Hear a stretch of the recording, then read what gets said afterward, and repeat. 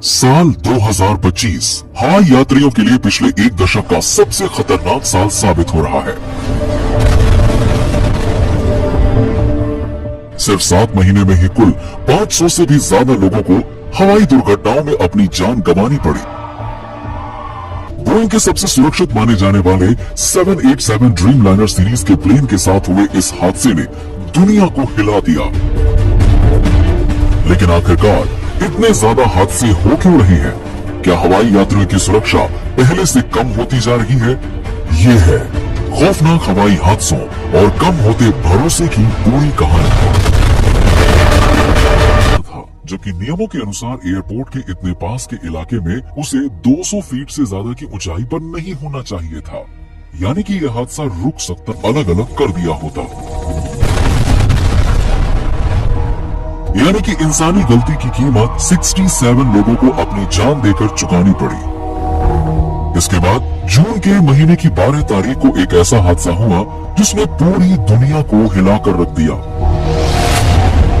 Air India की flight 171 दोपहर के 1:37 पर गुजरात के सरदार पटेल इंटरनेशनल एयरपोर्ट अहमदाबाद से टेक ऑफ कर रही थी।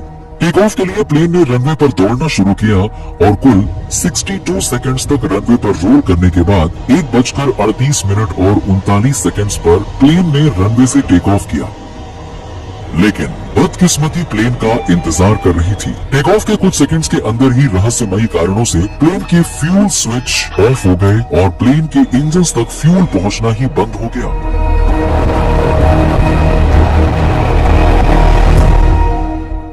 फ्यूल कट ऑफ होने से एयरक्राफ्ट अपनी पावर खोने लगा और टेक ऑफ के सिर्फ और सिर्फ 32 सेकंड्स के बाद ही दोपहर 1:39 पर प्लेन